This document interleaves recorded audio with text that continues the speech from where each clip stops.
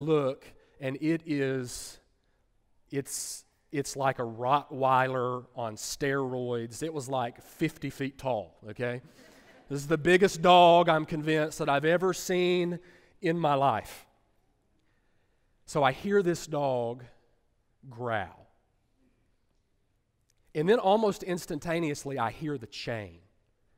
Now, I have a duplicitous feeling when I hear the chain because on the one hand, if you have to chain a dog, that means it might be mean, right? But on the other hand, it's on a chain, so I know that the dog cannot get to me, or at least I hope. And then, almost nearly instantaneously after this, I hear the sound, and I can hear this sound as I am speaking to you right now. I hear the sound of the chain break. And this dog's coming at me, right? I mean, wolf dog sees me, and it's coming for me. So what do? Run as fast as I possibly can, which admittedly isn't terribly fast, okay? And so I run as fast as I possibly can, and on the back of my legs, I could feel this dog's nose. And I could feel something sharp. Didn't bite me, but I could feel something. So I start kicking at this dog, right? This Rottweiler, which doesn't scare him at all. He just runs faster and faster and faster as I run faster and faster and faster. What do you think I'm feeling in this moment?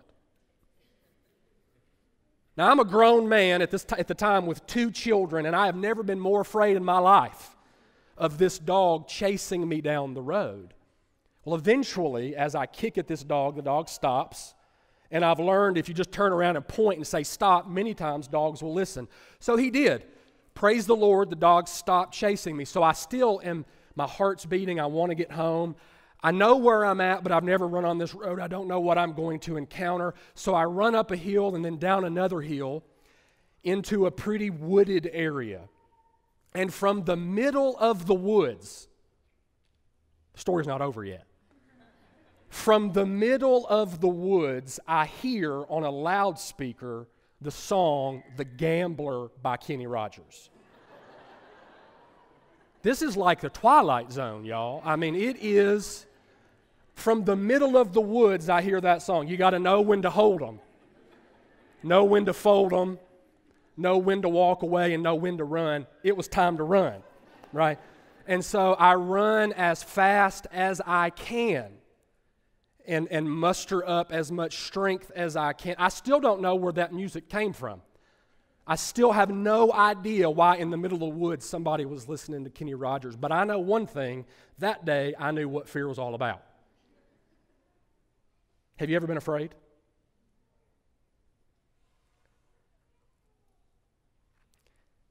What are you afraid of? What makes you afraid? On a philosophical level, where does fear come from? Why is fear so seemingly natural? Because I bet I would be willing to guess that if I had people raise their hands who have some kind of intrinsic fear this morning, most of us would raise our hands. We have global fears, war and peace, and the kind of planet that our children are going to inherit. We have organizational fears about groups of people coming together or not coming together, associations that we're a part of, churches even. We have personal fears, doubt, insecurity. And so we choose either not to participate in something or even quitting things because something on the inside of us is rooted in some kind of fear. I want you to think about fear. What are you afraid of this morning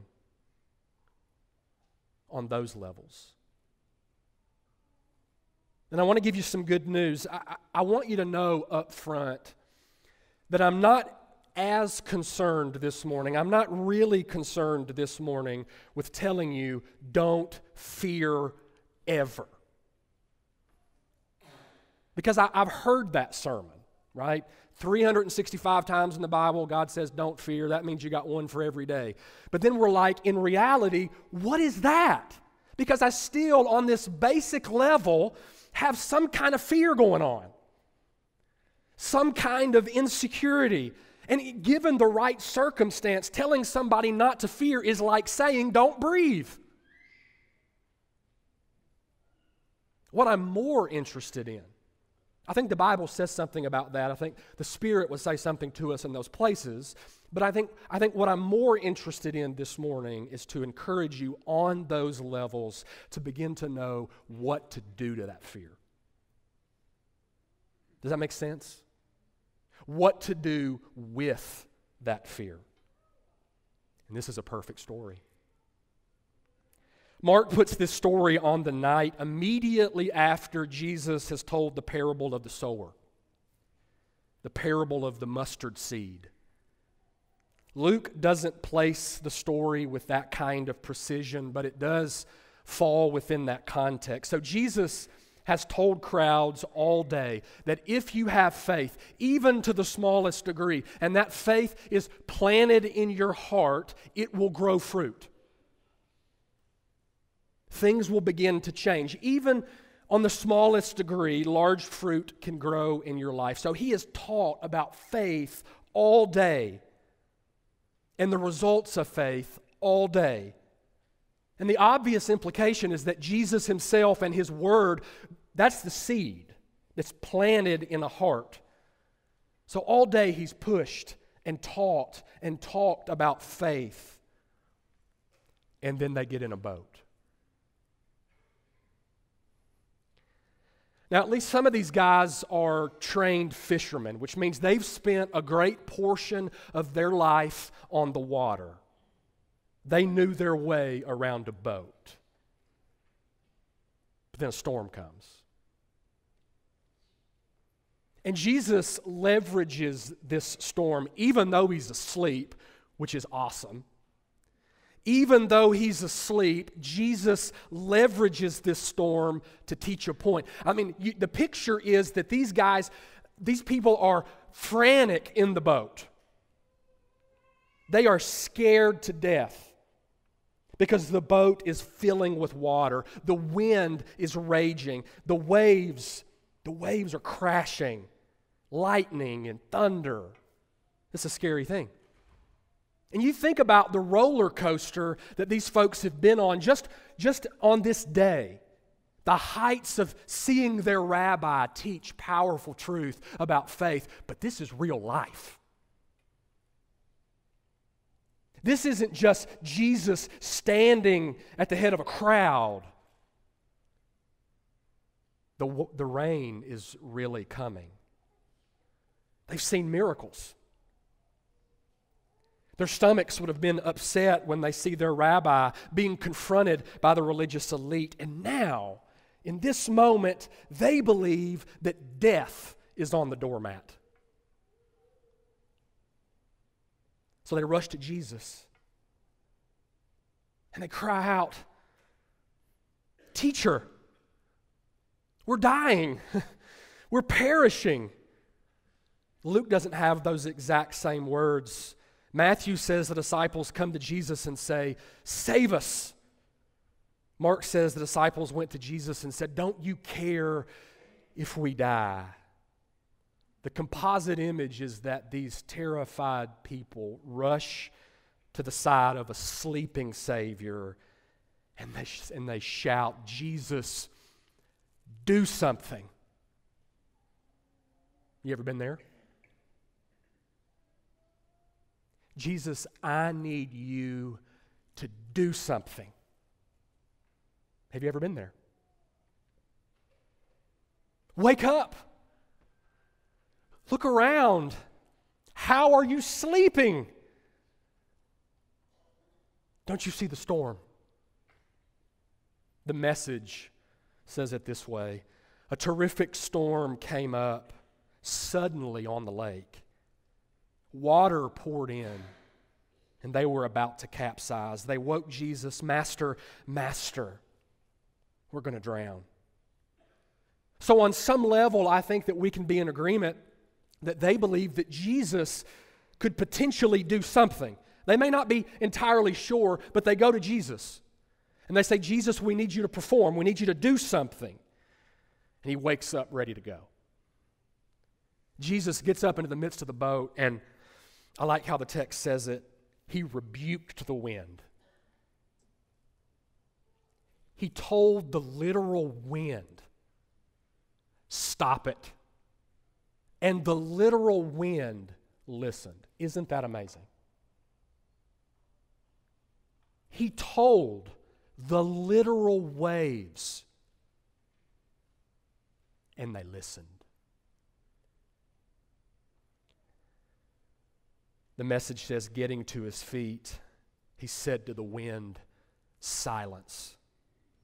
And the waves quiet down. They did it.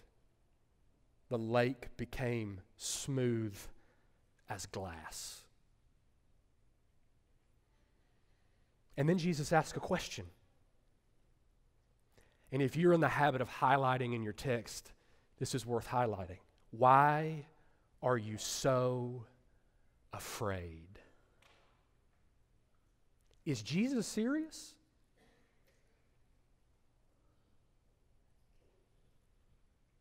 They're in the middle of a storm, a physical one. And the first words that Jesus speaks to his followers is, why are you afraid? Have you still no faith?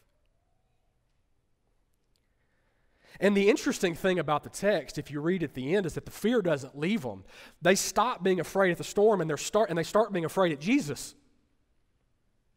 And they say, who is this? They marvel. Creation bows down to him. Who is this Jesus who speaks with authority about the law? Who is Jesus who heals physical diseases? Who is this Jesus who forgives sins? Who is this Jesus that creation itself bows down? And that's just the last 3 chapters. Maybe another question, maybe as good of a question that they could have asked and that we can ask this morning. Who does he want us to be? In the midst of a storm, if Jesus looks at these people and he says, why are you so afraid? How do you not have faith? Who does he want us to be? I think any human being would ask, why does Jesus ask us these kinds of questions? Mark 4:40 says, why are you so afraid? Have you still no faith? The text could be translated. I went back this week and looked in the original language. The text could be translated, how are you so fearful? How do you still not have faith? What does Jesus want from these people? Is Jesus really saying that people of faith can never have fear? How many of you this morning would raise your hands and say, yeah, I've got something that I'm afraid of? Because if Jesus is really saying that in order to really have faith, you can never be afraid, Jesus, that's just not reality.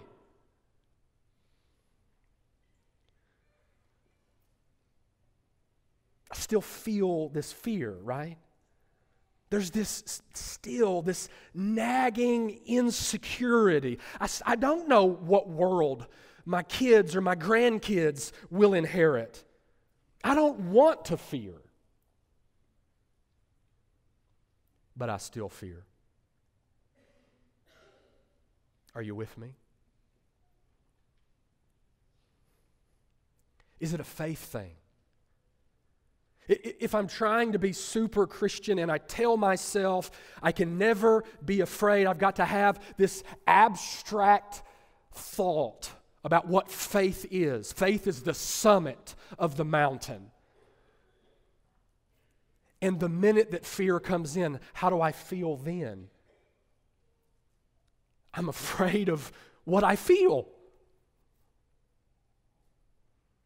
And here's what's more that's just so fascinating but confusing about this text. Jesus says, don't you have faith? But they go to him. Right? They go to the front of the boat and they say, wake up.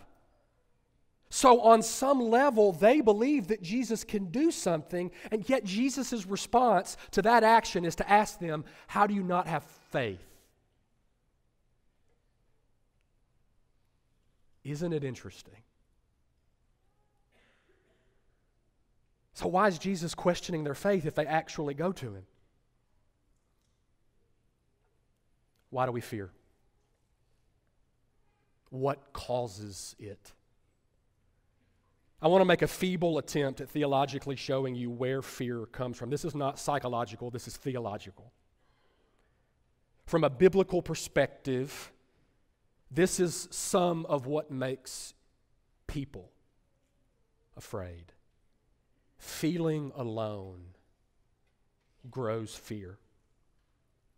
And I guarantee you that there are people in the boat that night who felt so alone.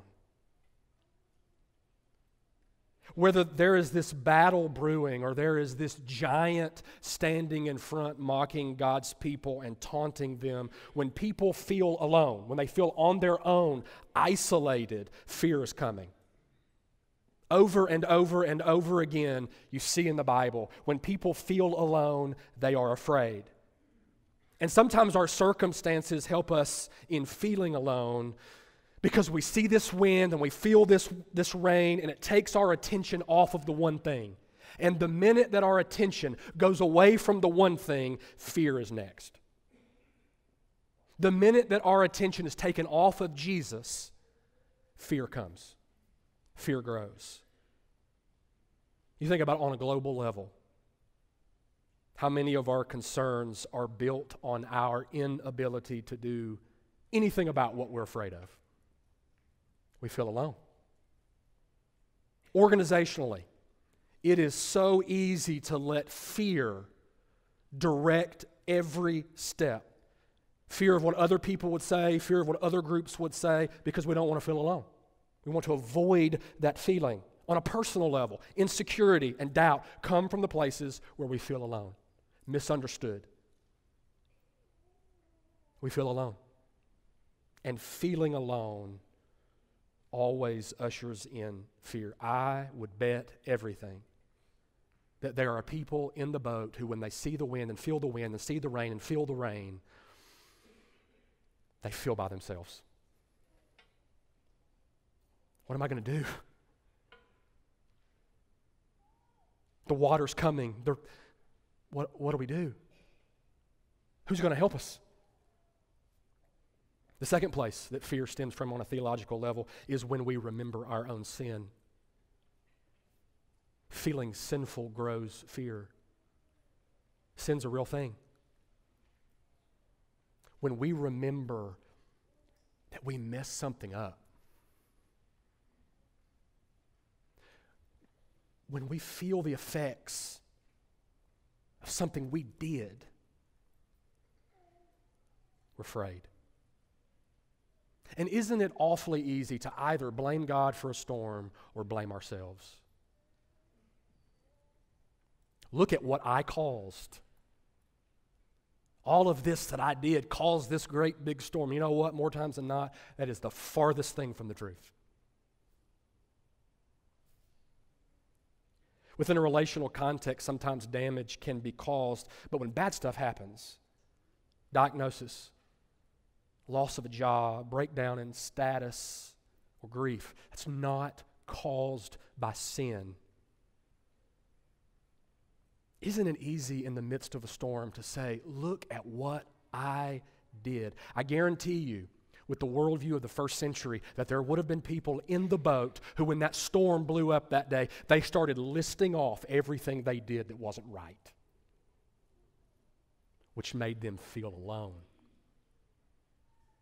and created more and more fear. Third reason, feeling powerless grows fear. We feel a lot of fear when we try to handle the storm in our own power, only a few seconds later sometimes to realize that we can't control anything. When we feel overwhelmed, we are reminded that we are not in control, and so we just fear. These guys are fishermen, right? How many storms had they been in? But they couldn't handle this one. And they're terrified. Fear of any shape, of any size, for any reason, comes from the father of lies. Fear is a liar. The evil one knows that if he can keep you afraid, if he can keep you feeling alone, if he can keep you feeling the feeling that you get when you remember all of the baggage in the past, if he can keep you feeling overwhelmed, not only will you feel this over and over and over, which breaks us down individually, but it will hold you back from what God calls you to. So maybe you say, I don't want to be afraid. I don't want to live like this. I love Jesus. I love God's people. But there is stuff that's going on in my heart and in my life that needs to be dealt with. I got fear on a global level. I got fear on an organizational level. I got fear on a personal level. If that's your statement, here's the good news. Jesus is the remedy. Jesus is the solution for it all. You think about the root of fear, and you think about where we started in this series on identity. If my identity is rooted in confessing that Jesus is the King, which means that I am not, and if that identity is built on the fact that I confess that I have a need, if we confess, God, I am afraid, help us be brave, would He ever say no to that? If we confessed, God, I am afraid in this moment, I don't want to be, I want to experience bravery, would God ever say no to that? No. When you press in to Jesus, you can begin to trust the fact that you are never alone. You're never alone. That through the power of the good news message of salvation, sin has been dealt with. Even the effects of sin has been dealt with. Reconciliation and redemption are possible because of the good news of Jesus Christ. You don't have to be afraid. We're never alone. And when we confess, God, I can't handle this storm, God is in the business of calming the storm.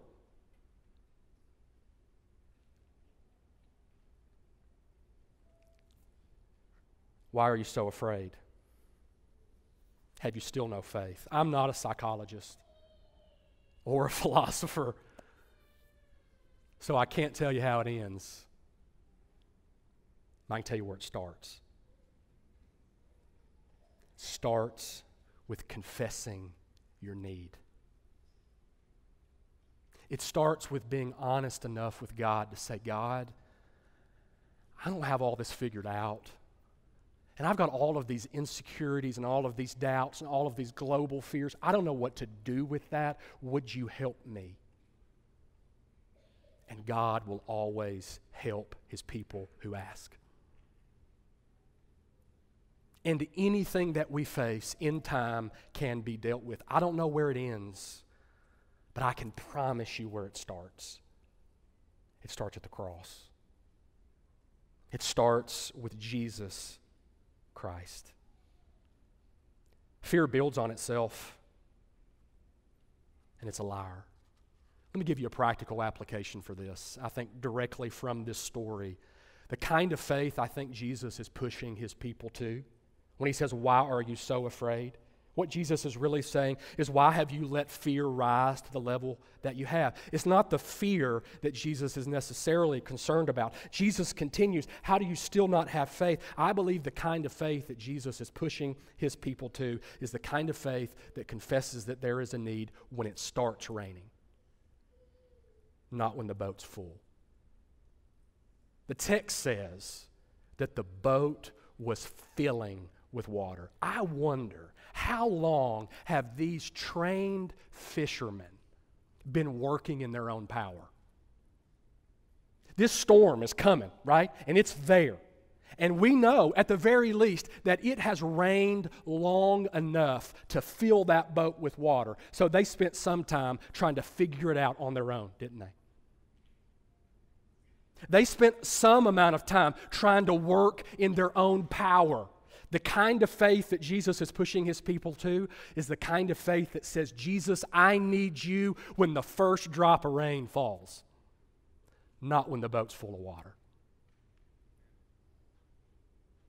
So if it's raining, if it's just started raining, confess that Jesus is King, that Jesus is Lord, and that Jesus can help you in this circumstance. Confess your need when it starts raining. Let me leave you with a practical suggestion. One more. I'm going to have it on the screen. God, you are present with us. You know our fears. You know our needs. You know us better than we know ourselves. We admit that before, in the midst of, and after a storm, that we have no power outside your power. We trust you. We want to walk with Jesus. We need a comforter. Help us be brave. How will God respond to that prayer? If you say, God, help me be brave. Fear robs us of personal identity, but fear also robs us of what could happen. The gains that could be made for the kingdom of Jesus. Because it's not only that fear tears us down individually, fear holds us back from ministry. Fear holds us back from growth. Fear holds us back. Culture, sin, insecurity has all been defeated. Anxiety has all been defeated by the power of the cross. Pray this prayer. Pray this prayer. If you're ready to be brave, say this prayer with me before we close this morning. God, you are present with us. You know our fears. You know our needs. You know us better than we know ourselves. We admit that before, in the midst of, and after a storm, that we have no power outside of your power. We trust you. We want to walk with Jesus. We need the comforter.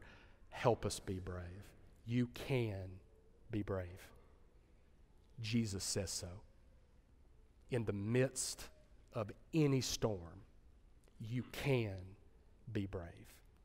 This morning, if you need your church family, we offer you this time, this, as I say every week, this place of peace. It's not a place of judgment, it's a place of peace to make things right with love and acceptance from your church family. If you need some bravery, we'll surround you and love you and help you. Shepherds will be up front. Maybe you're ready to experience Jesus for the first time. Today is the day that you can walk out a child of God. If we can help you in any way, we stand ready to help you if you'll come while together we stand and while we sing.